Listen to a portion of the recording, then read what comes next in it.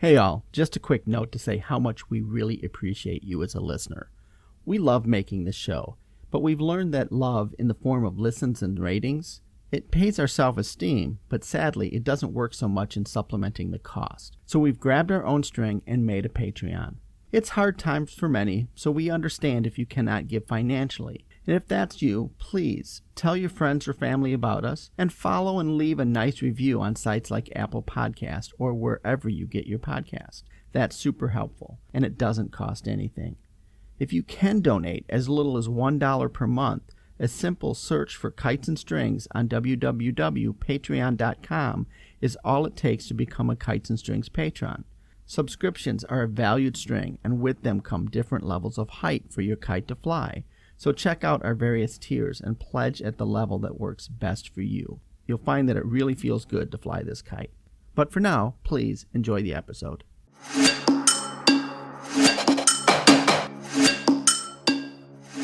Welcome to Kites and Strings, the podcast about creativity. My name is Steve Plume. My co-host, Catherine Shinnock, and I are both registered art therapists and licensed clinical professional counselors, in addition to being creatives. In this podcast, we explore creativity, and we especially look at the tension that is often present for those who choose a creative lifestyle. Along the way, we interview fabulous guests who have found their own success living their creative lives.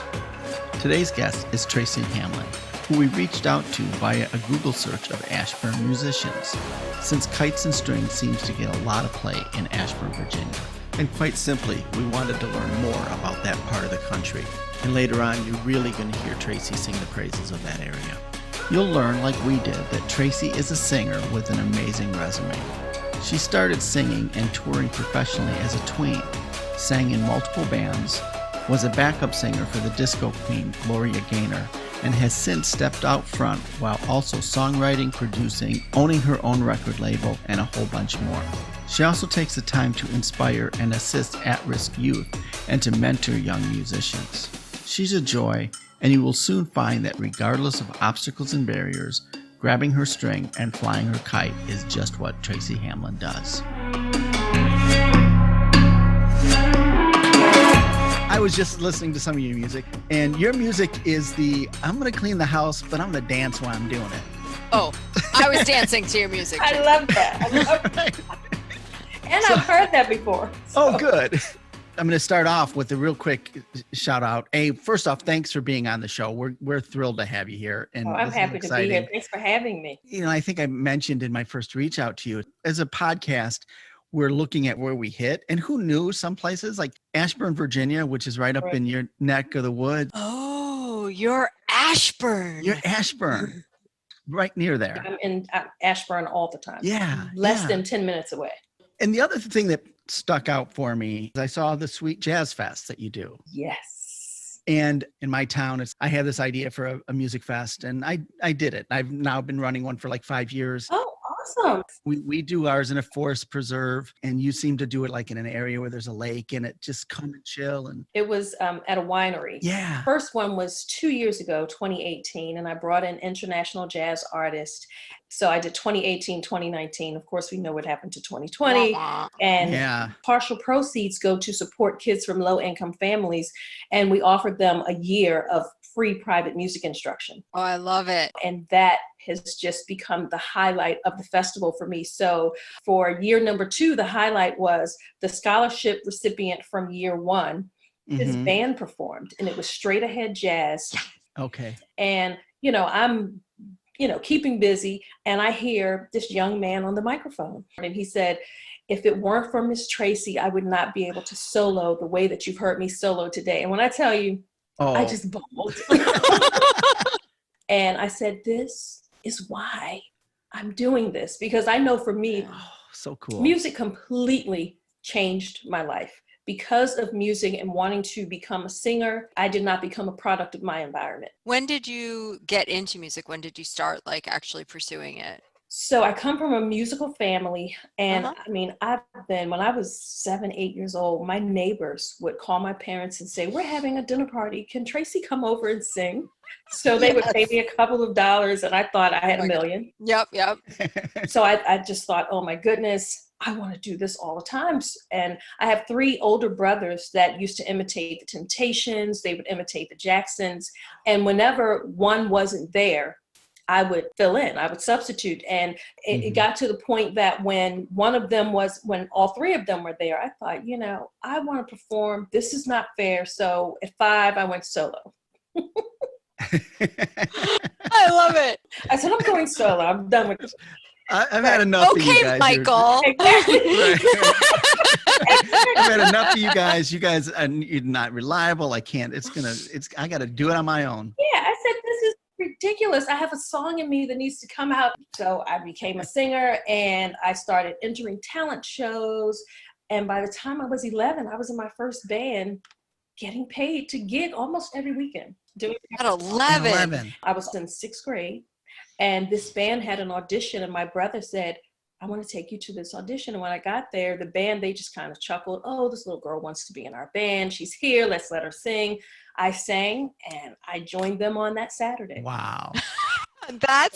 Wait, how old were these people? They were adults, so I always had chaperones. So I stayed with them for about 2 years, and then I just went from different bands. When I went to middle school, my music teacher had a band, so he had a conversation with my parents, and I was gigging along the East Coast, and I stayed with them until, probably 2 or 3 years, and then I just went from band to pageants to more bands. And for many years, I did the whole barn bat mitzvah circuit.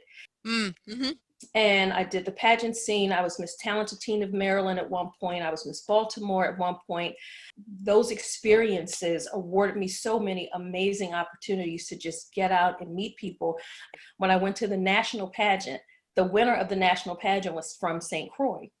And the pageant was a really big deal there. And they brought over all of the runner-ups to St. Croix. So my first travel experience out of the country was to St. Croix to go and perform. Wow. So you're actually the second person we've spoken to who used pageants as a platform to launch a singing career, which I think is so interesting. Yeah, the biggest thing for me was helping me to gain confidence and build self-esteem.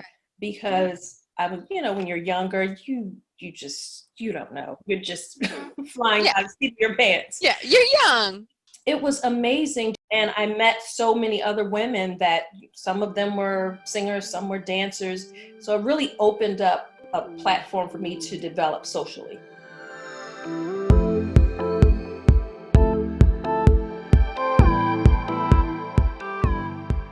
Tracy gained amazing experience early on.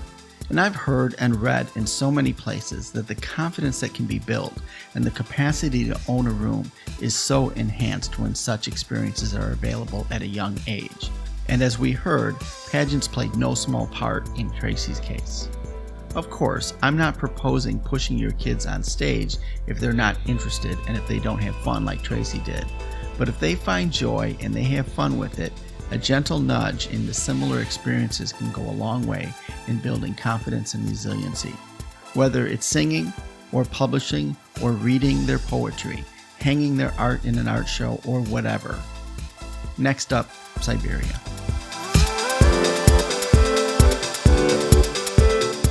So you did all these things at a very young age. And obviously, you bring to it an innate talent. Is there anything else you think that made that happen? Well, I grew up just around music. And the more I got out there, it was such a learning and growing experience. And it really is a huge part of who and why I am today, because I was able to gain so many experiences because I sing.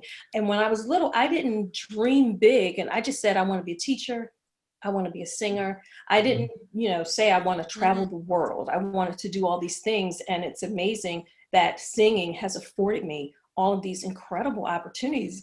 I mean, I have performed in about 57, 58 countries because I'm a singer. Yeah, I saw you had a tour of Siberia. Yes. I mean, it was amazing. Wait a minute. Oh my goodness. What? Yes, so Siberia? It was a solo tour. It was last year, as a matter of fact. I was there for 2.5 weeks. I used 3 different Russian bands, and I performed at concert halls and jazz clubs. And they were, so I didn't realize that Russia was that big. This was my 7th time to Russia, but normally I was in Moscow. And so this time we were in Irkutsk and, Tumen, and we were all over. I mean, it was a tour for me and no opening act. So I had to process that for a moment. And to be in these non-English speaking countries, it just really emphasizes that music is a universal language. These folks barely spoke English, but they knew the words to all my songs.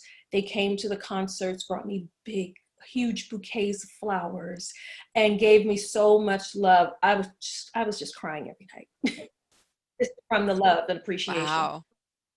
So you played with Russian bands. Played with Russian bands. Now, and this is me being ignorant. I'm thinking of that song "Never Too Much." You do with that guitar part at the beginning, that funky guitar part. They were incredible. They played it so well. Really? So all of my music is charted. So that makes it easier. I send MP3s, I send the charts written out. Okay.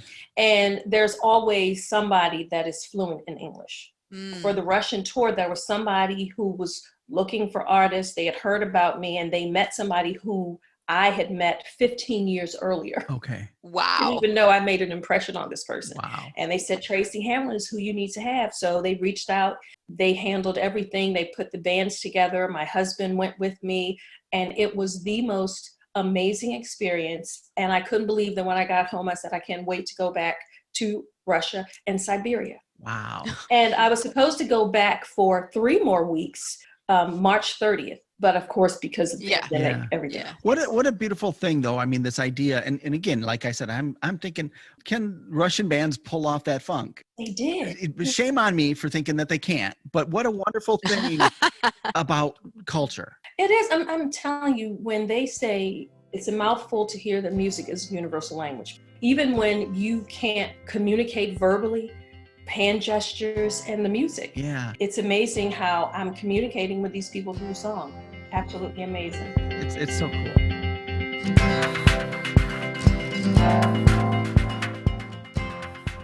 What an endorsement for music as the universal language. Now we're going to jump to the UK, referencing a future guest. But first, a past guest, Nerissa Bradley, who fell in love with the music in the UK to the degree that she relocated there to work as a musician and an actor. We're also going to see how Tracy took things into her own hands and how she helps younger musicians learn to do the same.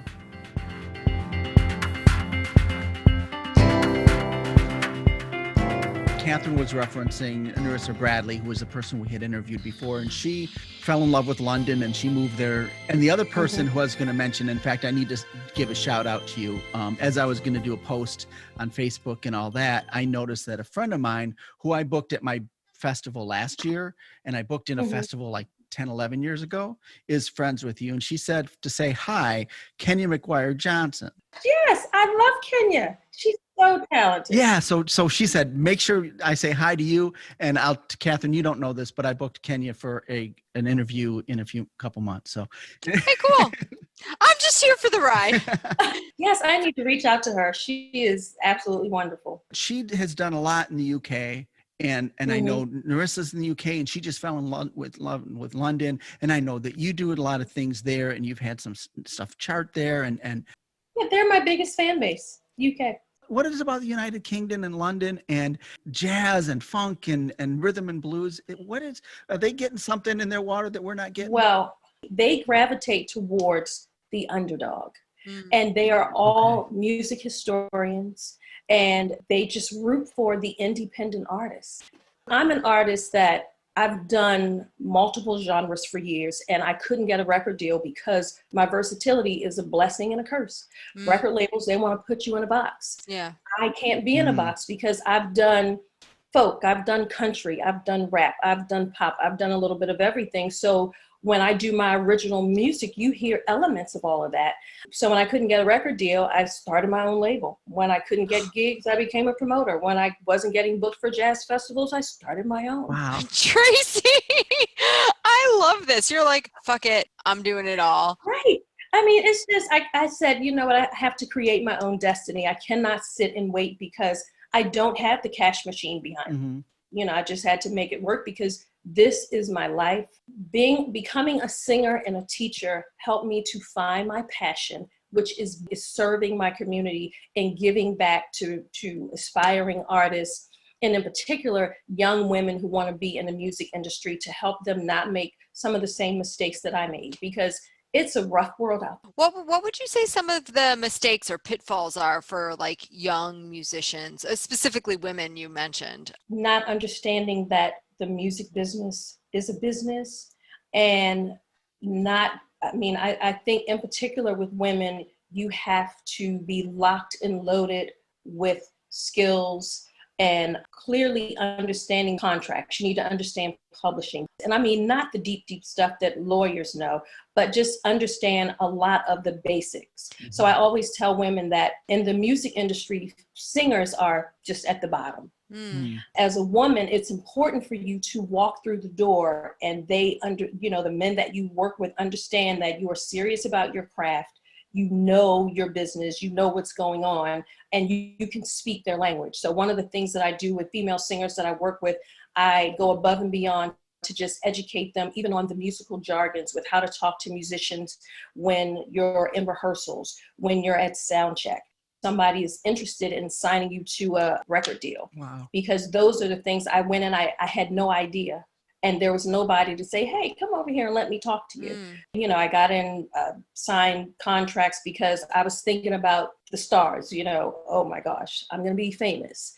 And I just had to really check myself on all of that, because I signed 2 bad contracts that could have held me up forever. But eventually, the 2 people that I had signed to said, you know what, let's let her go. I think having that awareness of the business of things is so essential. Everybody gets caught up in what they see with Beyonce's and Alicia Keys, and they don't understand the journey. They're only caught up in the glitter, in the lights. Yeah. They don't understand the path to get there. Mm-hmm. Signing something because you're looking at the big lights and you're imagining this. And again, another past interview, a singer-songwriter from Nashville, Tommy Womack, you read his book and he talks about being trapped in this contract with a guy that wouldn't let him out for 5 years, and they were stuck doing nothing because they weren't being promoted. And you get locked into things because you don't know how to read the contracts. You don't know how to put aside the sparkly lights and look at the reality of what's sitting down on the table in front of you.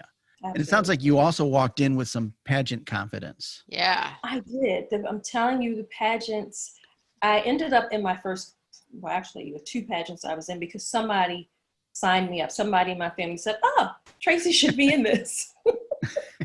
And they woke you up one morning and, by the way, let's go. Yeah, by the way, you need to be at this orientation. Well, what is this?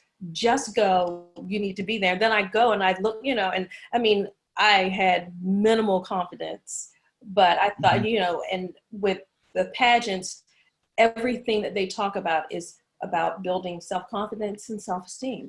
And I thought, well, I could absolutely benefit from this. And they all had talent components. And I said, well, I've been told I can sing, so let me utilize this.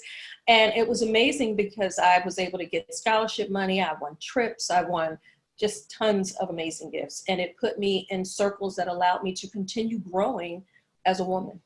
Yeah. Okay. So cool. You said something before, Tracy, that singers are kind of at the bottom. Mm-hmm. Can you tell me more about that? Because from not a singer, not a musician, I'm a consumer of music.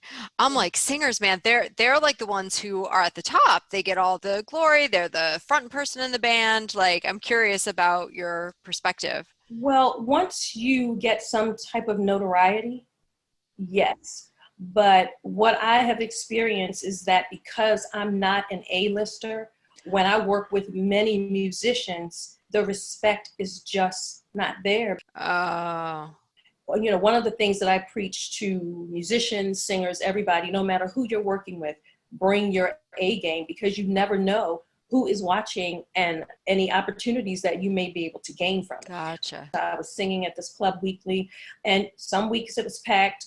This particular week, it was pouring rain. It was 10 people in the club. And there was somebody who found me through a Google search, and they were looking for somebody to do an event.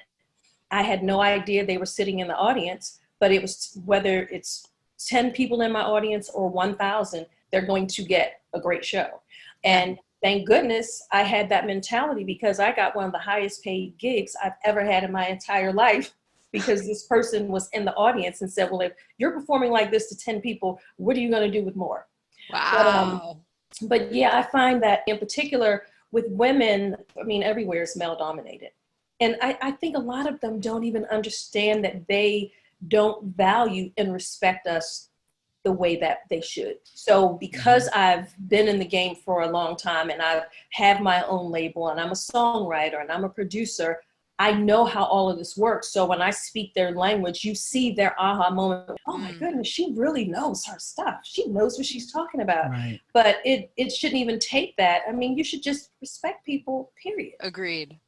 It's unfortunate it has to be this, but it takes that level of commitment and buying into that game plan to be able to have a voice in those situations. I think that folks don't realize that being in the music industry and being a singer and a performer, it is what I do.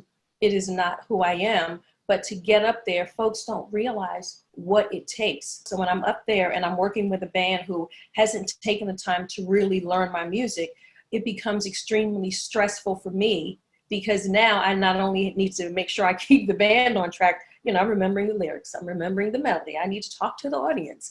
And that's something you don't hear people talk about, but it is a thing. So when I have musicians, and I've found some really great musicians, that I'm so relaxed and I'm so at ease and in my element, because I know my music is going to be right. And it's the best thing ever. You don't have to worry about it. You can just fall into the music and not have to worry about whether that person's going to be on the right beat or they're going to get that change at that time. You said music is what you do. It's not who you are. Is there a part of music that's who you are? Or is this really something where you recognize this is a job, this is your business, this is what you do for work? Yeah, I mean, unless I have a band that's not learning my music and it, you know, can become a chore, I don't view it as work. I just enjoy it as the platform to allow me to be to align with what my passion is. Yeah. So your passion is what you do. Yeah, my passion is what I do, and because of what I do, I have just been in, you know, multiple situations where I've been able to just take folks under my wing. I have these music industry panels where I'm educating amateurs in the community on music industry stuff. And I'll bring in my friends that are Grammy nominated, Grammy award winners, and people who worked with Michael Jackson to be on the panel. I make sure that I keep it free. So I always tell people my middle name is Hustle Woman. So I find restaurants and clubs that will allow me to have the space for free. There's a place in Leesburg, Virginia that I was doing music industry panels. So I went to them and had them open on their day off, said I'll bring a minimum of 50 people here. I don't want a cover charge, but they will come and order food and drinks. And then I can, you know, I'll bring the sound, I'll bring my lights, and we'll provide this information that you can't even read in a book. It's firsthand information from people who've traveled the world. And that's something that I'm passionate about. You really do have the hustle there, because then the restaurant or the whatever gets money on days when they wouldn't normally open. It's a win for everybody. It's a win for everybody. And, you know, they thought, you know, this is a great idea. It's like you said, it's a win.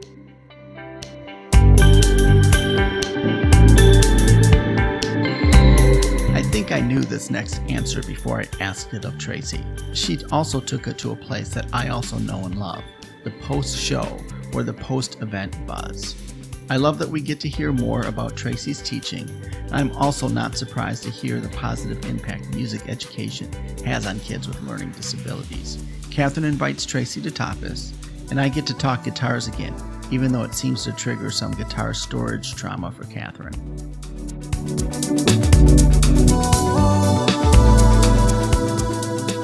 It sounds like, too, that you're having fun with it as well. You know, you were looking at like, okay, well, how do I play? Record company ain't going to sign me, so I'm going to create my own. Festivals I can't get in, so I'm going to create my own. Do those things feel like a chore, or is that part of the creative process for you as well? It's absolutely part of the creative process.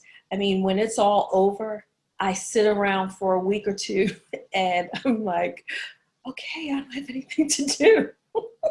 Let me go create another event. When I tell you, I absolutely enjoy every little detail. Yeah. Who knew that all of this was in me? I'm somebody who I always get the opportunity before I get the experience. There's always that insecurity. I push myself and say, you have to rise to the occasion. And I do a ton of research. And because of the pageants and the touring and things like that, I didn't finish college. But I ended up teaching music appreciation to kids with dyslexia for 10 years.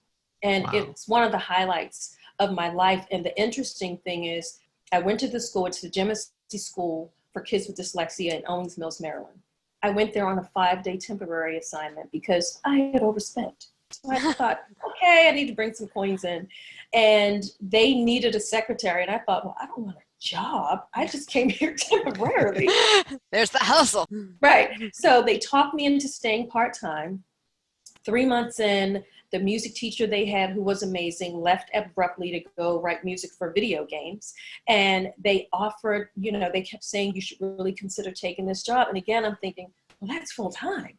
I don't want a job. So, because I was still singing here, singing there, background vocals. And the 4th time they came to me, I said, you know what?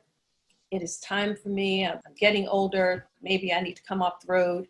And created the curriculum. 3 years in, Towson State University, which is in Maryland, their special ed program, they started sending their students to observe my class because I was getting rave reviews about what I was doing. So 10 years, It's absolutely one of the highlights of my life, teaching those kids with dyslexia. It was just so much fun and touched my heart. So you said opportunity comes before experience, and you just kind of push yourself through. What do you think it is that helps you push through, that lets you kind of say, okay, yeah, sure, I'll teach this class, even though I'm not trained to do it? Like, how do you overcome that? I still don't think that I have overcome it. I don't know if it's just something in my DNA. It's clear to me that I love a challenge. Okay. You love a challenge. I must love a challenge, but I'm not seeking out these challenges. They just kind of land in my lap. If I'm hearing correctly too, and if I'm also thinking about how I've approached things too, but it's like the beginning of a challenge presents itself and you go with it. And you just go with it. And you go with it. I mean, how many people have set sail on a ship that hasn't been built yet? Yeah. And it's kind of like, okay, I'm going to do this. And you're going to be able to handle the next charge that's in front of you, no matter what it is. Especially if somebody says, I don't think that's possible. I don't know if you can do that. That just sets me on fire. Oh, really? Oh, okay. I love a challenge. Clearly, I love a challenge. There's a challenge. So there's a couple themes coming up with you, Tracy, that are really reminding me of other people that we've talked to that have persevered in the face of obstacles. Someone tells you you can't do it, and you're like, yes, I can. And here's how I'm going to do it. So I'm going to go do it now. So like that, a little bit of that oppositional kind of like behavior of I'm going to do it just because you told me I can't. And also, like, I'm not going to pigeonhole myself into who I am. I am not just a singer. I am a singer, and I'm a producer, and I'm an event planner, and I'm a record label owner. So like, view is not constricted to just one thing. In doing this podcast now for a while and talking to people, the creative drive is thinking outside the box of who you are and what you can do. It is. And I love a variety. And that's one thing that I've learned about myself in the last 10 years. I love going to a restaurant where I can order a bunch of different things. I don't like to just get one meal. I want a little bit of this. You want to go tapas, Tracy? Right. Exactly. So I love the variety, but everything that I do is under the umbrella of music. It's funny. Very early on, I was talking to Catherine about guitars. There's a sub hobby. And that's buying guitars. Oh, wow. Right? And looking for guitars. And then whatever it is that's sort of related to my music, it all falls under that umbrella, and it's all exciting. So I'm feeling you. I'm hearing you. Steve, and then your wife gets the secondary hobby of, how do I conceal all of these guitars and the cases these guitars came in? Bless her heart. For Christmas, she got me a new mandolin. It's not a guitar. It's in that same area. So are you familiar with Paul Reed Smith, PRS Guitars? Yes. Oh, they're beautiful guitars. I don't own one yet, Beautiful but someday guitars. He's a good friend of mine, and I was his rock and roll singer for many years, and that's how I connected with Carlos Santana. And I was gonna say, you're doing solo now, but you have been with earlier the band The Pieces of the Dream, and then you were with Gloria Gaynor for quite a few years, which had to been so cool being with the Disco Queen. It was. And you played with Carlos Santana. I read somewhere too that you've even played with like Winona Judd. Yes. Oh my goodness. I mean, all of them. Talk about variety. All of them were absolutely amazing, and all of them were different. And I just got a little piece of amazement and greatness from every situation. When, from being in bands that did bar and bat mitzvahs, of course, I Will Survive, we did every gig. Yeah, of course. And so to get to go on the road with Gloria Gaynor, I was with her for about 5 years, and I was often her road manager, because when her road manager wasn't there, because they know that I'm used to wearing many hats. And it was just incredible to travel the world with her. About 6 years ago, my husband gave me a surprise birthday party, and Gloria was here, and my neighbors were here, and they said, "Do you know that Gloria Gaynor is in your house?" I said, "Yes, she's my boss." So at that time, they didn't know that I was working with her. So everybody was just amazed that Gloria Gaynor was in my house. What fun. What fun.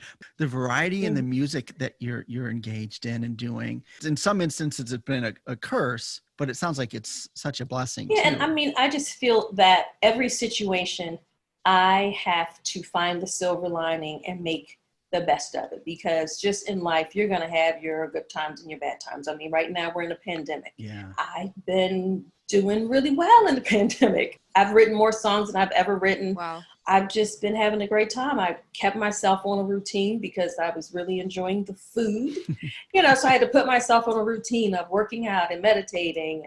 And I just, again, said, I have to determine and create my destiny. So am I going to sit here and cry over spilled milk that I can do absolutely nothing about? Or am I going to look at things from the brighter side? And that's what I've done. That's I create my. Yeah, go ahead, Kathy. Yeah.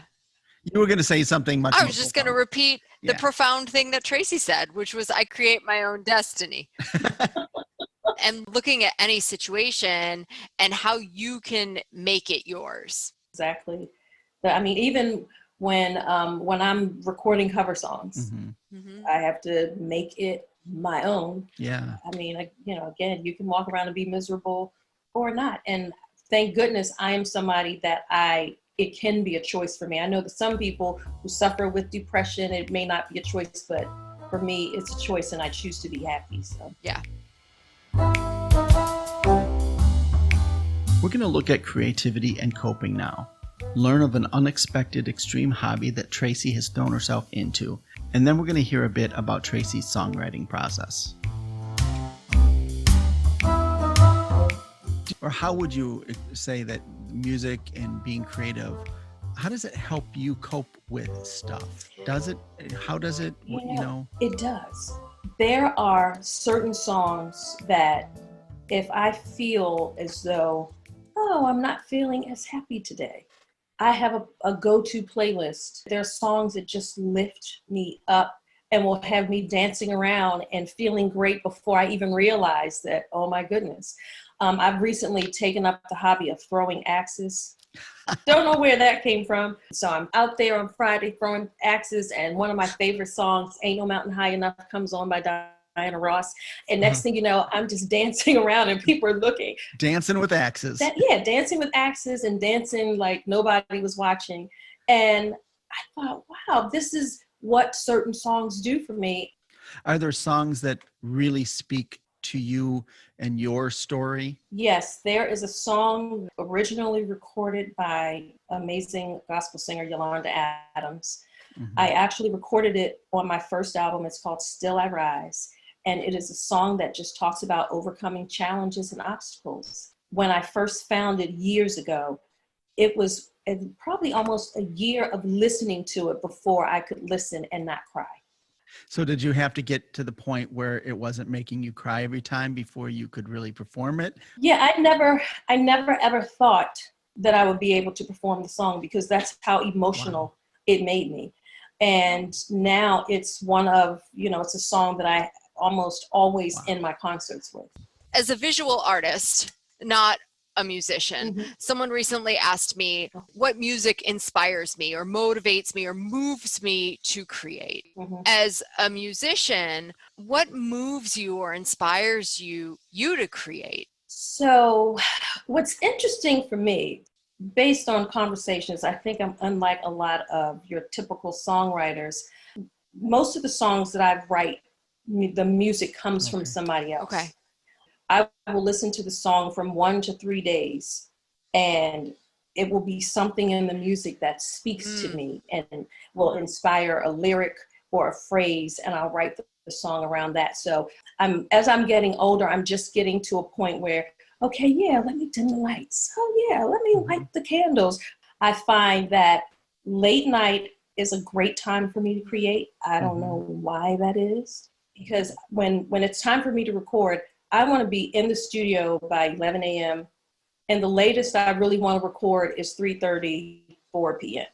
I don't listen to anybody in particular or watch or read anything. So you'll hear something in the music and then some type of word or phrase will form. It just pops out. It's quite amazing. It just pops. I mean, and it may be free or the sky or who's going to win my love or I mean, it's the weirdest thing. It's no rhyme or reason.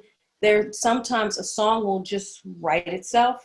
And then sometimes I may struggle and have writer's block and I have to just walk away and come back. Does it start out with a hum and a melody that turns into words, or is it words and then? When I tell you, it is everything you can think of. Okay. I could be washing dishes and my shoulders might go this way and it inspires a melody. Okay. I mean, for instance, last night I sat here trying to write a song and I came up with a couple of phrases and back to the drawing board, nothing. So hopefully tonight I can at least write the hook, because what I find is if I can come up with the chorus, then the verses will come easier. So once I get the hook. Yeah, get the hook and then you go. The other thing that's really interesting to me about what you said, Tracy, is that you have different energy or different times of day for when you're creating and when you're recording. I mean, I guess I never looked at, I'm not thinking that I'm looking at it as work, but maybe I am, because my goal is to get in and out. So engineers and producers love to work with me because I'm fast, but I'm fast because I am not an 8-hour studio person. 2 hours max. If I have to do a lead vocal more than 3 times, it's not going to be better. Yeah. Generally, my first take is the best. Well, and it sounds like you did the work already before you walked in the studio. Well, I do. And this is one thing that I'd love to teach singers that I work with. I do my demos at home. And so when I go in the studio, I have the lyrics printed. I have everything time stamped. I let them know, well, now I'm recording at home, but when I was going to the studio ahead of time, I would let the engineer know the night before, this is the BPM, it's time stamped, this is how many tracks I'm going to need. And when I go in, it's boom, boom, boom. And it's 2 hour max. Wow. Usually it's an hour to 90 minutes. Wow. But it's more so because I don't want to be stuck in the studio. I think too, and correct me if I'm wrong, you do it that way, then more of what ends up recorded is you and not necessarily somebody else's influence. Right. Very true. So I'm very much into doing my homework. I'm an independent artist. I'm executive producing most of my music. So that means I'm paying for it. Time is money. So you work with other people. They seem to write the music and then you'll bring in the lyrics and a lot of the melody.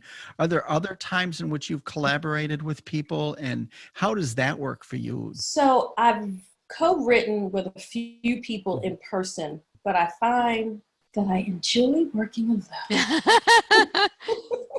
Yeah, I enjoy being with my space. I'm more productive that way. I'm in the process of writing a song with a female vocalist that I adore. I don't know, it could be the song, I don't know, but it's just not coming together right now. So we're going to revisit it again next week. Yeah. Occasionally, for instance, my second album, one of the songs called You've Got to Let Go. It was my first meeting with a producer. He had listened to my first project and he said, yeah, this is the kind of vibe that I think would be great for you. So it was purely intimidation that helped me to come up with a chorus that I could record while I was with him, because I thought, oh my goodness, this is Phil Davis and he wants to work with me, and I got to show up as a songwriter today. Mm-hmm. And so he came up with an idea for the chorus. I came up with some lyrics, came up with a melody, and then I went in and recorded the chorus, and he gave me a 2-track to take home to write the rest of the song. I felt put on the spot because of who he was, and amazingly, even though I wrote under pressure, it's one of my best songs. Interesting.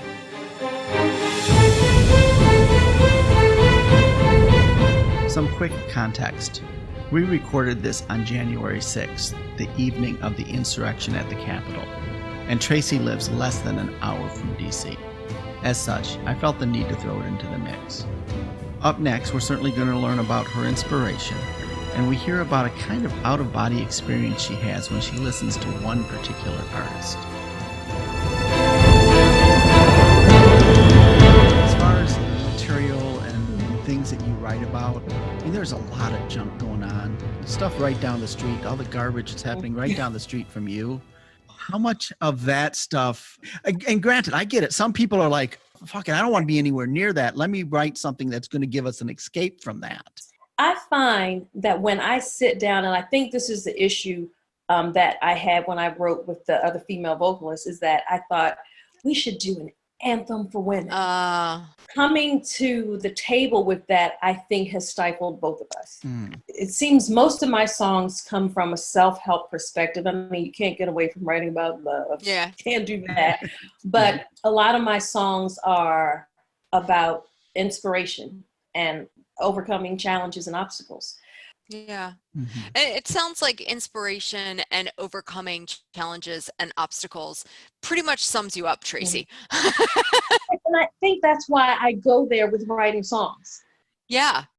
Because, I think that we create what speaks to us. We create who we are. We create what we need. Inspiration and overcoming obstacles. That's my takeaway from you today, is like, if there's a challenge, I'm going to face it, I'm going to overcome it, and I'm going to really just live in my inspiration. Yeah. And I mean, just to piggyback on what you just said, the title track from my second CD is called Better Days. And it's a song that I wrote the lyrics and the melody to on a beach in Destin, Florida, because I wanted to write a song that could be my go-to song for inspiration. When you listen to that song now, Tracy, do you transport back to that beach in Florida? So here's the interesting thing, is when I listen to Tracy Hamlin, I am not Tracy Hamlin. That is actually really interesting to me. I mean, I've been in clubs and I think I recognize that voice. That is me. And you're like, man, she's sexy sounding. Yeah, but I don't, I've gone to dinner parties and I've been at events where people say, oh, she's here, let's play her music, which I don't particularly care for. But when my music is playing, I don't feel like it's me. But the whole time I'm listening, I'm critiquing and I'm thinking, did I really do that? Did I really hit that note? Or, oh my goodness, that was a really cool run. Let me listen to that again. So, but I don't feel like it's me. So what are the next big projects for you? What's coming up? I know the quarantine and pandemic has made you a little fruitful. So what? My husband is from New Orleans. 14 years ago, he had a restaurant in Atlanta, Georgia, of New Orleans food. And since we've been in Virginia, which we've been here now for going on 11 years, he has wanted to open a restaurant. So a month ago, we opened a delivery-only restaurant. It's called Bayou Nola, and we're doing really, really well. So at the moment, I am assisting him until I get back to, I'm still recording. He acts as my engineer when I record, so we're a team. So where's the restaurant? The restaurant is in Leesburg, Virginia. Really great New Orleans food. Oh my God. Delivery only New Orleans food in Virginia during a pandemic. This all sounds wonderful. Yeah, and I mean, there are some people that thought, okay, you guys are just crazy. You just go for everything, but business is booming.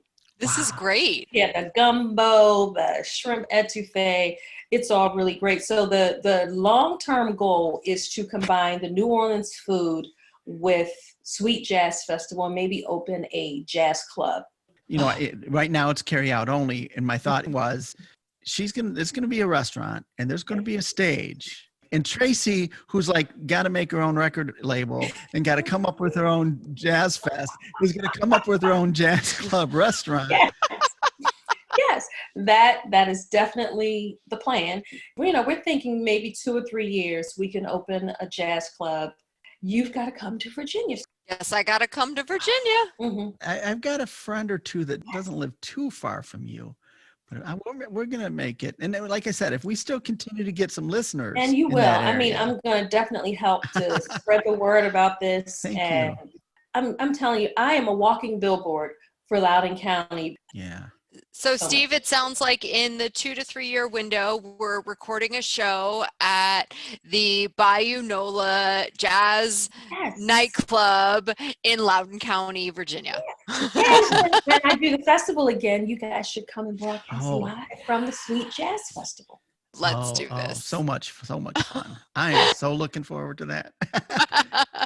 Because that's when we'll be able to get out again comfortably without masks. Yeah, I'm so sad when you were talking about your jazz fest. Well, see, I was definitely thinking that we would be able to resume this year, but the numbers it's just a mess in the world right now. Yeah. So planning a jazz festival would not be in my best interest. I know, as you know, to put all that work in and then they shut down again.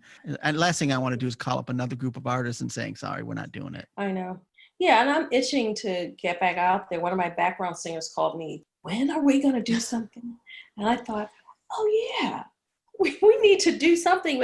And everybody's doing Zoom concerts. And I probably will. Yeah. I just miss being out there. Oh, tell me about it. Yeah, it's hard. And, I'm scheduled to go to take my first flight on Sunday, but I have my disposable jumpsuit and shield and all that stuff. Yeah. I do school clinics in the state of Alabama every year for Black History Month. It's in concert form. We go to maybe 8 to 10 schools in low income areas. Mm-hmm. And these kids have never, ever seen anything like this. And it's the highlight of my first quarter. And so because, of course, we can't do it this year, we're going to record the live concert. So I'm doing that next week, and that'll be the closest to performing with the musicians. I'm so glad that you're finding those things. It's not going to equal what you had before. And I love the cause that you're doing that for too. So that's great that you're sticking with it. Let me tell you, this is something I would do for free. I've been doing it now for 9 years. And about maybe 4 years ago, we performed at a juvenile detention center. During the Q&A, this young kid, he was maybe 16 years old. He stood up and said, I was a musician before I came here. He said, and watching you guys today have just inspired me. I'm so thankful that you guys are here. And when I get out, I cannot wait to get back to music. So all of us are just in tears. I love it. I'm excited. I've got little goosebumps. Aww. I'm excited for you. I'm inspired by you, Tracy. Any challenge now that comes up, I'm going to be like, I'm going to Tracy Hamlin this challenge.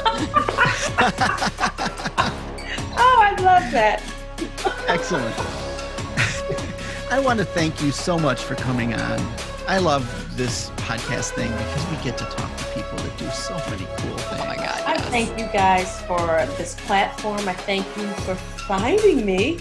And I just love what you guys are doing. Thank you. I can't believe how quickly this time has gone by. I appreciate that. I love that. Happy New Year to you. And thank you for the opportunity. I'm really appreciative. Thank you.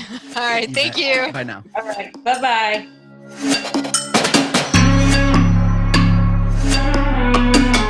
It has been so cool getting to know Tracy Hamlin, a talented singer and songwriter with a wealth of experience, the drive and determination to overcome obstacles, while also being driven to help others, whether they're young musicians or at-risk kids. Learn more about Tracy at www.tracyhamlin.com. And remember, our website is www.kitesandstrings.com. Talk about us with your friends, and please rate us wherever you podcast, because it really does help. Also drop an idea or a comment or whatever in our email at kitesandstringspodcast@gmail.com. You can also find us on Facebook and Instagram, and newly, Twitter and YouTube. The Kites and Strings theme music is by Harrison Amir. Other original music is by Purple Planet Music at purpleplanet.com. Today's episode was produced and edited by me, Steve Plume, at Turning Stones Counseling, Inc. Be safe.